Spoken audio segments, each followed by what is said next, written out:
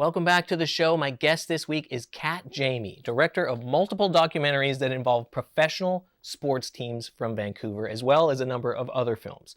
You may have seen Finding Big Country or The Grisly Truth, or more recently, fairly recently, she co-directed I'm Just Here for the Riot, an ESPN 30 for 30 film that is heartbreaking and important to watch. This city of Vancouver is on the edge of its seat. How did it happen? The Boston Bruins have won the Stanley Cup. Why? It was definitely a regret. Why was I part of that? You know, I got swept up in it. These folks are not hockey fans. They will not be able to hide. Thank you for joining me, Kat. Thanks for having me, Bob. I have to tell you, I hated the first 30 minutes of this film in the best way possible. Mm-hmm. Like, it came out 3 years ago. Mm-hmm. I was purposely avoiding it because I could not bring myself to go back to that time. Thank you. I think it's really important that people watch this. For sure. No, as soon as it happened, I was obviously in Vancouver when it happened. I had just graduated university, so upset by what happened, and had always wanted to tell the story. And why? Why? I think at first it was anger that really motivated me. Like, this is when I was back in 2011. I was like, who are these people who ruined our city for no, there's no righteous cause that we were fighting for no apparent reason. And so I started knocking on some doors. But again, I was super green to the film industry, just graduated film school.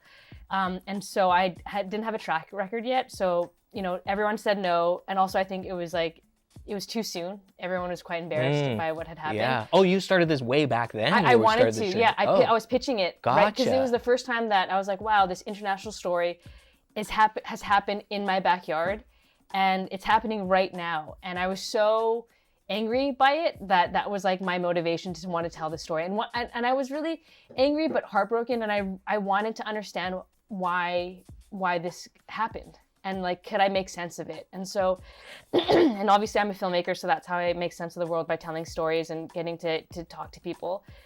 So yeah, everyone said no.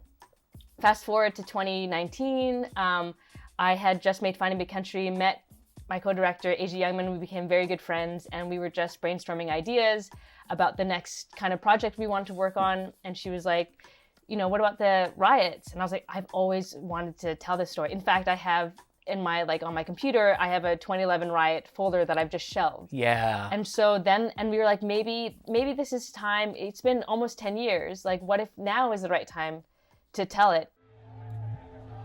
There was a point that was a peak. It was like the peak of the riot, at least for me in my experience. And that was the point of maximum sensory overload. The alarm is screaming over here. Something's blown up over there. People are banging on a drum, and they're howling, screaming. Some people are jumping around, just freaking out. Something almost wants to crack, like you're overloaded. I started watching 30 for 30s when I was in film school. And I would watch it with all my friends. Like, we'd go over to my friend's house, we'd watch all of them, and I'd be like, one day, like, that's what I want to do. And so I always joke now that I can retire. Now, Yeah. like, having made, like, this, like, truly, like, this was, the dream of all dreams was to make a 30 for 30. And so I'm very, very proud that I got to have done it with my really good friend, Asia. And we got to tell a really important story, and hopefully people can learn from it after watching it, because I think it's a relevant story even today. Absolutely. Like, what do you think we learned from it? There was one individual, and he had just turned 18, and so he came from Victoria, knew that there was a riot that was going to happen regardless of a win or loss. So was like, I'm curious. I'm not going to be a part of it, but I just want to be there to see it. Again, not saying that this was the right thinking. Stole something from London Drugs, was hit with a criminal record, and then the next 2 decades of his life are like completely derailed. And he wanted to go to med school. That can happen because he now has this criminal record.